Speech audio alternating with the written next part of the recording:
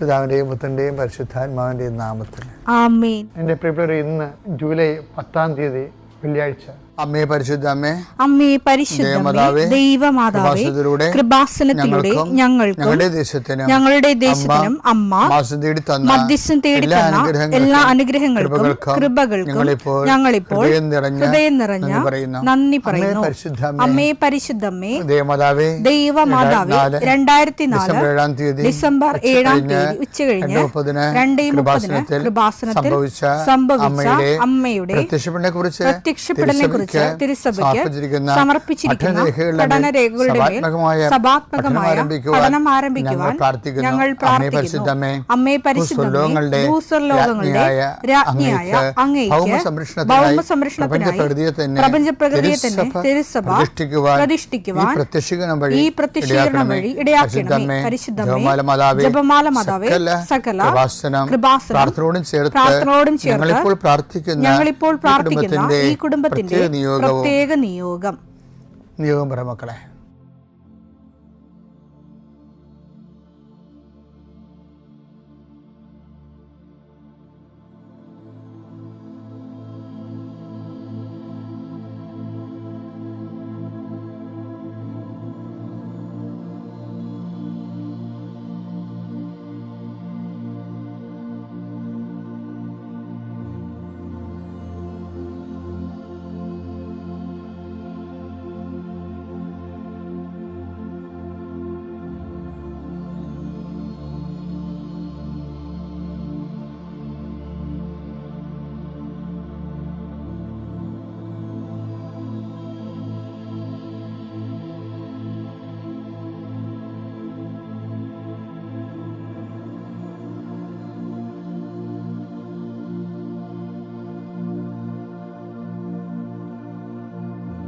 അമ്മയുടെ പ്രത്യക്ഷീകരണത്തിന്റെ ഈ അനുഗ്രഹവേളയിൽ ഞങ്ങൾക്ക് സാധിച്ചു തരുവാൻ കനിയണമേ. ആമേൻ. വിശ്വാസ പ്രമാണം. സർവശക്തനായ പിതാവും ആകാശത്തിന്റെയും ഭൂമിയുടെയും സൃഷ്ടാവുമായ ദൈവത്തിൽ ഞാൻ വിശ്വസിക്കുന്നു. അവിടുത്തെ ഏകപുത്രനും ഞങ്ങളുടെ കർത്താവുമായ ഈശോമിശിഹായിലും ഞാൻ വിശ്വസിക്കുന്നു. ഈ പുത്രൻ പരിശുദ്ധാത്മാവിനാൽ ഗർഭസ്ഥനായി കന്യകാമറിയത്തിൽ നിന്ന് പിറന്ന് പൊന്തിയോസ് പീലാത്തോസിന്റെ കാലത്ത് പീഡകൾ സഹിച്ച് കുരിശിൽ തറയ്ക്കപ്പെട്ട് മരിച്ച് അടക്കപ്പെട്ട് പാതാളങ്ങളിൽ ഇറങ്ങി മരിച്ചവരുടെ ഇടയിൽ നിന്ന് 3-ാം നാൾ ഉയർത്ത് സ്വർഗത്തിലേക്ക് എഴുന്നള്ളി സർവശക്തിയുള്ള പിതാവായ ദൈവത്തിന്റെ വലതുഭാഗത്തിരിക്കുന്നു. അവിടെ നിന്ന് ജീവിക്കുന്നവരെയും മരിച്ചവരെയും വിധിക്കുവാൻ വരുമെന്നും ഞാൻ വിശ്വസിക്കുന്നു. പരിശുദ്ധാത്മാവിലും ഞാൻ വിശ്വസിക്കുന്നു. വിശുദ്ധ കത്തോലിക്കാ സഭയിലും പുണ്യവാന്മാരുടെ ഐക്യത്തിലും പാപങ്ങളുടെ മോചനത്തിലും ശരീരത്തിന്റെ ഉയർപ്പിലും നിത്യമായ ജീവിതത്തിലും ഞാൻ വിശ്വസിക്കുന്നു. ആമേൻ. സുഖസ്ഥനായ ഞങ്ങളുടെ പിതാവേ, അങ്ങയുടെ നാമം പൂജിതമാകണമേ. അങ്ങയുടെ രാജ്യം വരണമേ. അങ്ങയുടെ തിരുമനസ് സ്വർഗത്തിലെ പോലെ ഭൂമിയിലും ആകണമേ. അന്നു വേണ്ടുന്ന ആഹാരം ഇന്ന് ഞങ്ങൾക്ക് തരണമേ. ഞങ്ങളോട് തെറ്റ് ചെയ്യുന്നവരോട് ഞങ്ങൾ ക്ഷമിക്കുന്നത് പോലെ ഞങ്ങളുടെ തെറ്റുകൾ ഞങ്ങളോടും ക്ഷമിക്കണമേ. ഞങ്ങളെ പ്രലോഭനത്തിൽ ഉൾപ്പെടുത്തരുതേ, തിന്മയിൽ ഞങ്ങൾ രക്ഷിക്കണമേ. ആമേൻ. നന്മ നിറഞ്ഞ മറിയമേ, സ്വസ്തി. കർത്താവ് അങ്ങയുടെ കൂടെ സ്ത്രീകളിൽ അങ്ങ് അനുഗ്രഹിക്കപ്പെട്ടവളാകുന്നു. അങ്ങയുടെ ഉദരത്തിൻ ഫലമായി ഈശോ അനുഗ്രഹിക്കപ്പെട്ടവനാകുന്നു. പരിശുദ്ധ മറിയമേ, തമ്പുരാന്റെ അമ്മേ, പാപികളായ ഞങ്ങൾക്ക് വേണ്ടി ഇപ്പോഴും ഞങ്ങളുടെ മരണസമയത്തും തമ്പുരാനോട് അപേക്ഷിക്കണമേ. ആമേൻ. കർത്താവേ, നിന്റെ ഉന്നതമായ നാമത്തിന് സ്തോത്രം ചെയ്യുന്നു. കർത്താവേ, നിന്റെ വിശുദ്ധ പൗരോഹിത്യത്തെ മഹത്വപ്പെടുത്തണമേ. കർത്താവെ, സഭയിലുള്ള സാന്നിധ്യം പ്രകടമാക്കണമേ. 40 വർഷം ഞാൻ അർപ്പിച്ച കൃപാനയുടെ യോഗ്യതയാണ്. കൃപാസ്ഥാനത്താറെ ജീവനോടെ പ്രത്യക്ഷപ്പെട്ട പരിശുദ്ധ അമ്മയുടെ മാധ്യസ്ഥത്തിലെ ഞാൻ മക്കളെ ആശീർവദിക്കുന്നു. ഞങ്ങൾ ചില പ്രോജക്റ്റുകൾക്ക് വേണ്ടിയും ചില പോംവഴികൾക്ക് വേണ്ടിയും ജീവിതത്തിലെ ചില പ്രയാസങ്ങൾ, സാമ്പത്തിക വിഷയങ്ങളായാലും മറ്റു വിഷയങ്ങളായാലും മാറുന്നതിന് വേണ്ടി സംസാരിക്കാൻ പോകുന്ന വ്യക്തികളിൽ, നിങ്ങൾ സംസാരിക്കാൻ പോകുന്ന വ്യക്തികളിൽ ഇന്ന് പരിശുദ്ധാത്മ നിറയട്ടെ. സുന്ദരി മാതാവ് സമയത്തിനധികമായ പരിശുദ്ധ അമ്മ കൃപാസന മാതാവ് ഇന്ന് നിങ്ങളുടെ കൂടെ യാത്രയാവുകയും നിങ്ങളുടെ കൂടെ വരികയും ചെയ്യട്ടെ. നിങ്ങൾക്ക് സംസാരിച്ചൊതുക്കാൻ പറ്റാത്ത വിഷയങ്ങൾ, നിങ്ങൾ സംസാരിച്ച ശരിയാകത്തില്ലെന്ന് തോന്നുന്ന സ്ഥലങ്ങളിൽ കർത്താവ് തന്നെ മറുപക്ഷത്ത് നിന്നുകൊണ്ട് നിങ്ങൾക്ക് അനുകൂലമായ ഒരു സാഹചര്യം ഉണ്ടാക്കിത്തരാൻ കർത്താവിൻ്റെ നാമത്തിൽ ഞാൻ നിങ്ങളെ ആശീർവദിക്കുന്നു. കർത്താവേ, കുടുംബം വന്ന് പെട്ടിരിക്കുന്ന വഴികൾ, ഒരു തീരുമാനം എടുക്കാൻ പറ്റാത്തവർ, പല വിഷയങ്ങളെക്കുറിച്ചും ഏത് ജോലിക്ക് പോകണം, ഏത് നാട്ടിൽ പോകണം, ഏത് രാജ്യത്ത് പോകണമെന്ന് അറിയാൻ പാടില്ലാതെ വിഷമിക്കുന്നവർ, എന്ത് പഠിക്കണമെന്ന് അറിയാൻ പാടില്ലാതെ വിഷമിക്കുന്നവർ, ഒരു തീരുമാനം എടുക്കാൻ പറ്റാത്തവർ, അവർക്ക് പരിശുദ്ധാത്മാവ് പ്രവർത്തിച്ചുകൊണ്ട് അവർക്ക് പുതിയ തീരുമാനം എടുക്കാൻ കർത്താവ് നിങ്ങളെ സഹായിക്കട്ടെ. എൻ്റെ കർത്താവിൻ്റെ ഉന്നതമായ നാമത്തിൽ സഭയുടെ അധികാരത്തിൽ, കുരിശിൻ്റെ അടയാളത്തിൽ, ദൈവശക്തിയാൽ രോഗപീഠകൾ, വേദന രോഗങ്ങൾ, മറ്റ് വ്യക്തികളുമായിട്ടുള്ള വഴക്കുകൾ, കേസുകൾ, കോടതി കേസുകൾ, പോലീസ് കേസുകൾ, ഇൻ്റർവ്യൂകൾ, ടെസ്റ്റുകൾ, പരീക്ഷാ ഫലങ്ങൾ നിങ്ങൾക്ക് അനുകൂലമായിരിക്കാൻ പരിശുദ്ധ മാതാവിൻ്റെ മധ്യസ്ഥയിൽ ഞാൻ നിങ്ങളെ യേശുനാമത്തെ ആശീർവദിക്കുന്നു. നിത്യപിതാപുത്രൻ പരിശുദ്ധാത്മാശ്വരശ്വരെ നീക്കുവാവേ. എൻ്റെ സഹോദരങ്ങളെ, ഇന്നത്തെ ആൾക്കാരുടെ ആധ്യാത്മികതയില്ലേ, എനിക്കത് വളരെ പൂർവികരെക്കാളും വളരെ സത്യസന്ധമായ ആധ്യാത്മികതയിൽ നിന്നുള്ളത്. അതിൻ്റെ കാരണങ്ങളിലൊന്ന്, പൂർവികർക്ക് ബൈബിള് അധിഷ്ഠിതമായിട്ടുള്ള ആധ്യാത്മികത കുറവായിരുന്നു. കാര്യം ബൈബിള് ഇതുപോലെ വ്യാഖ്യാനിച്ച് കൊടുക്കുകയോ വചനാധിഷ്ഠിതമായിട്ട് ജീവിതം ക്രമീകരിക്കുന്നതിൻ്റെ സാങ്കേതിക വശങ്ങൾ പറഞ്ഞു കൊടുക്കുകയോ ചെയ്യാനുള്ള സംവിധാനങ്ങളില്ലായിരുന്നു.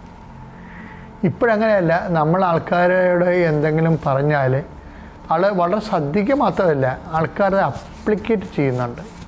ഞാൻ കഴിഞ്ഞ ചൊവ്വാഴ്ച നിങ്ങളുടെ കൂടെ ധ്യാനത്തിൽ പറഞ്ഞ രമ്യ വർഗീസൊക്കെ ഇതിൻ്റെ ഉസ്താദന്മാരാണ്. പക്ഷേ അവർ ആപ്ലിക്കേറ്റ് ചെയ്യും. എന്ത് സംഭവം കിട്ടിയാലും ആ വചനം, ഇപ്പം നോട്ട് ബൈ മെറിറ്റ് എന്തുമാത്രം സാർവലൗകിക സാർവജനീയമായി എല്ലാവരും നോട്ട് ബൈ മെറിറ്റ് പറയുന്നില്ലേ? പറയണവരാരാണ്? ഇത് കൂടുതലും വിദ്യാർത്ഥികളാണ്. മാസ്റ്റർ ഡിഗ്രി എടുക്കുന്ന ആൾക്കാരൊക്കെയാണ് ഇത് പറയണത്. ഞങ്ങൾ അവസാനമേക്ക് മനസ്സിലായി. ഞാൻ അമ്മയോട് പറഞ്ഞു, അമ്മേ ഇത് നോട്ട് മെറിറ്റിലെ വർക്ക് ചെയ്തവരുണ്ട്. അപ്പോൾ അവർ പറയാതെ ഞങ്ങൾക്ക് കണ്ണു പറയാം. എന്ന് വെച്ചാൽ അമ്മയോട് ഞാൻ പറഞ്ഞു, അമ്മേ എന്നെക്കൊണ്ട് വയ്യ, ഇത് നോട്ട് ബൈ മെറിറ്റിലെ വർക്ക് ചെയ്തോ കേട്ടോ, അമ്മ ഇടപെട്ടിലേക്ക് നടക്കത്തില്ല. അപ്പം ആ ഉടമ്പടിയുടെ കാമ്പ് എടുത്തിട്ട് തന്നെ അവർ പ്രേയറാക്കി മാറ്റും. ഇനി അവരുടെ തന്നെ അമ്മയോട് ഡിസ്കസ് ചെയ്യാനുള്ള ആംബിയർ കൂട്ടാൻ വേണ്ടി എന്നാ അവർ ചുറ്റും നടന്ന് പ്രേക്ഷക പ്രവർത്തനം ചെയ്യും. ആ രമ്യ വർഗീസും ഇനി 3 കുഞ്ഞുങ്ങളുണ്ട്. അതെനിക്ക് ഭയങ്കര ഇഷ്ടപ്പെടുകയാണ്. അവരോട് ഞാൻ 25 കിലോമീറ്റർ ഞാനെൻ്റെ കുഞ്ഞുങ്ങളും പോയി പത്രം കൊടുത്തോണ്ടിരിക്കുമെന്നു. ആ കുഞ്ഞുങ്ങളോട് നടന്നിട്ട്, ചെറിയ കുഞ്ഞുങ്ങളാണ്, നടക്കാൻ പറ്റിയ കുഞ്ഞുങ്ങളായിരിക്കും ചിലപ്പോൾ. അപ്പോൾ അവർ 25 കിലോമീറ്റർ പോയി നടന്നു പോയി പത്രം കൊടുക്കുക. അപ്പോൾ എന്താ പ്രശ്നം? അതിന് വരുന്ന വിഷയമായിട്ട് പത്രം കൊടുത്തു എന്നതിനേക്കാൾ ഉപരി ദൈവത്തിന് അവരെ വിശ്വാസത്തിലെടുക്കാൻ പറ്റുന്ന രീതിയിൽ നമുക്ക് ദൈവത്തിന് ഒരു ഉറപ്പായിട്ടുള്ളൊരു പാറയായിട്ട് നമ്മൾ മാറുകയാണ്. കാര്യം ഈ പാറമേൽ എൻ്റെ പള്ളി പണിയുന്നതിലേക്ക് 10 ദിവസം കൊണ്ട് ഈശോ പറഞ്ഞത്, ഈ പാറമേൽ എൻ്റെ പള്ളി പണിയും. അപ്പൊ ആ വചനം എടുത്തേ, മത്തായി 16:18. മത്തായി 16:18. ഞാൻ നിന്നോട് പറയുന്നു, നീ പത്രോസാണ്, ഈ പാറമേൽ എന്റെ സഭ ഞാൻ സ്ഥാപിക്കും, നരക കവാടങ്ങൾ അതിനെതിരെ പ്രബലപ്പെടുകയില്ല. ഇപ്പൊ ഇന്ന് വിഷയം ഈ പാറമേൽ എന്നുള്ള വാക്കിനാണ് പ്രാധാന്യം. നമുക്ക് ദൈവത്തിന് വർക്ക് ചെയ്യാൻ പറ്റുന്ന ഒരു ഉറപ്പായിരുന്ന വെള്ളത്തിൽ ദൈവം കൊണ്ടുവന്ന് പെയിന്റ് അടിക്കത്തില്ലെന്നൊക്കെ അറിയാമല്ലോ. ഐസ് പെയിന്റ് അടിക്കണമെന്ന് കേട്ടിട്ടില്ലേ? ഐസ് പെയിന്റ് അടിച്ചാൽ ഇപ്പോൾ ബ്രഷ് എടുക്കുമ്പോൾ തന്നെ അത് ഉരുകിപ്പോവും. അപ്പം ദൈവം ഇങ്ങനെ ഐസ് കെട്ടിലൊന്നും പെയിന്റ് അടിക്കത്തില്ല. അപ്പം നിങ്ങൾ ഐസായി ഇങ്ങനെ മാറി മാറി ലക്ഷണം മാറുന്ന ആൾക്കാരാണെന്ന് കണ്ടു കഴിഞ്ഞാൽ ദൈവം വർക്ക് ചെയ്യത്തില്ല. ദൈവം പറഞ്ഞ എന്താണ്? ഈ പാറമേൽ ഞാൻ എൻ്റെ പള്ളി പണിയും. ഇപ്പം രമ്യ വർഗീസ് ഒരു പാറയാണ് ശരിക്കും പറഞ്ഞാൽ. രമ്യ വർഗീസ് ഭർത്താവിൻ്റെ അസുഖത്തിന് അവരെയും കൊണ്ട് പ്രാർത്ഥിക്കാൻ വേണ്ടി വന്നതാണ്. പക്ഷെ ഈ നമ്മൾ നേരത്തെ പറഞ്ഞ ഡൊമിനിക്കിനോടും വൈഫിനോടും പറഞ്ഞ പോലെ തന്നെ രമ്യ കൃപാസൻ ചവിട്ടിയപ്പോൾ തന്നെ അമ്മ പറഞ്ഞ്, മകളെ ദുരന്തം ഉണ്ടാകാൻ പോകണം, പ്രാർത്ഥിക്കണം. അപ്പം രമ്യ ഉടനെ വിവേചിച്ചു, ഇത് അമ്മയുടെ പ്രത്യക്ഷയുടെ സന്ദേശമാണല്ലോ, അപ്പം അമ്മയാണല്ലോ എന്നെ ഇവിടെ കൊണ്ടുവന്നത്, അമ്മ അറിയാതെ ഒന്നും ജീവിതത്തിൽ സംഭവിക്കത്തില്ലല്ല, അതുകൊണ്ട് നമുക്ക് ഉടമ്പടി എടുത്തിട്ട് പോകാമെന്ന്. ഉടമ്പടി എടുത്തിട്ട് രമ്യ വർഗീസ് ഭർത്താവിനെ എന്നെ കാണിക്കാൻ വന്നു. അപ്പം ഞാൻ ഭർത്താവിന് വേണ്ടി പ്രാർത്ഥിച്ച്. അപ്പം രമ്യ സാക്ഷ്യം പറയണത്, അച്ഛൻ പ്രാർത്ഥിച്ചു കഴിഞ്ഞാൽ അച്ഛൻ എന്ത് പന്തികേട് തോന്നിക്കാമായിരിക്കും, അച്ഛൻ എന്നെ തട്ടിയെന്ന്. അച്ഛൻ ഇങ്ങനെ എൻ്റെ ഭുജത്തിൽ ഇങ്ങനെ തട്ടി.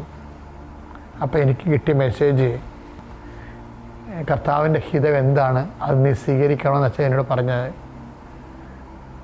അപ്പോൾ കർത്താവിൻ്റെ ഹിതം, എൻ്റെ ഭർത്താവ് പിറ്റേ ആഴ്ച മരിച്ചുപോയി, കർത്താവിലേക്ക് തിരിച്ചുപോയി. അപ്പോൾ എനിക്ക് മനസ്സിലായി കർത്താവ് പറഞ്ഞ ദുരന്തം ഇതാണ്. അപ്പോൾ ഞാൻ എന്ത് ചെയ്യുമെന്ന് വെച്ച് കഴിഞ്ഞാൽ, ഞാൻ ദൈവഹിതത്തിന് കീഴ്വഴങ്ങിക്കൊണ്ട് ഞാനത് ഏറ്റെടുത്ത്. അതാണ് ഈ പാറയെന്ന് പറഞ്ഞ സാധനം. അല്ല, ഞാനത്ര പ്രാർത്ഥിച്ചതാണ്. ഞാനിപ്പോൾ പണ്ട് ഓർക്കൊണ്ടേ, ഞാൻ ഒരു വീട്ടിലൊരു മരിപ്പിന് ഓട്ടോറിക്ഷ ഇടിച്ച് മരിച്ച ഒരു വീട്ടിൽ, ഓട്ടോറിക്ഷയിൽ ലോറി ഇടിച്ച് മരിച്ചു. എൻ്റെ ഇടവക്കാരനാണ്.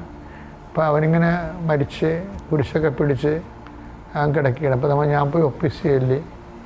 എല്ലാവർക്കും ദുഃഖമുണ്ട്. കാര്യം നാട്ടുകാരനാണ്, അറിയാവുന്ന ആളായത് കൊണ്ട് എല്ലാവർക്കും ദുഃഖമുണ്ട്. അപ്പോൾ ഞാനാ പ്രാർത്ഥിച്ചപ്പോൾ എന്നെ കണ്ടപ്പോൾ ആ ചേടുത്തി അവൻ്റെ അമ്മ പറഞ്ഞേ, എൻ്റെ അച്ഛാ, എത്ര കുരിശിട്ട് ഞാനിവിടെ കിടത്തി ഉറക്കിയതാണ്. അവസാനം അവൻ കുരിശി പിടിച്ച് കിടക്കുകയാണ്. നമ്മളെ ചിലയിടത്തൊക്കെ ചെല്ലുമ്പോൾ ചേടുത്തിമാരുടെ പാട്ടെന്ന് പറഞ്ഞാൽ സഹിക്കാൻ പറ്റത്തില്ല. ആ മകൻ കിടക്കാൻ നേരത്ത് കുരിശിട്ടെന്ന് കാണുമ്പോൾ ഈ അമ്മ പറയണതേ, അച്ഛനെ തോട്ടി ദൈവത്തിനെ ഉപദ്രവിക്കാൻ അവരുടെ ഉദ്ദേശം. അച്ഛനൊരു പ്രതിനിധിയായിട്ട് വന്നിരിക്കണമല്ലേ ദൈവത്തിൻ്റെ. അപ്പം അച്ഛനെ തോട്ടി ദൈവത്തിനെ ഒളിഞ്ഞ് ഈ ബാല്യ അമ്പെയ്ത പോലുള്ള ഈ അമ്പെയ്ത്താണ് സംഭവം. ഒരു ദുഃഖം വരുമ്പോൾ ഈ വില്ലാളി വീരത്തികളൊക്കെ വരും. ഒരു ദുഃഖം വരുമ്പോൾ അവരതിനാൽ അവർക്ക് തീരുമാനമാവും. എന്താ കാര്യം? ഇങ്ങനെയുള്ള ഒരു ഹൃദയത്തിൽ ഒരു സ്ഥലത്ത് ദൈവം ഒരിക്കലും ഒന്നും ചെയ്യത്തില്ല. അതാണ് ഈ പാറമേൽ. ഏത് പാറയാണെന്ന് നിങ്ങൾക്ക് അറിയാമല്ലോ. അത് ഉടമ്പടി പാറയാണ്. എന്ത് പറയണത്? അത് എടുത്തേ. മത്തായി 7:24. മത്തായി 7:24.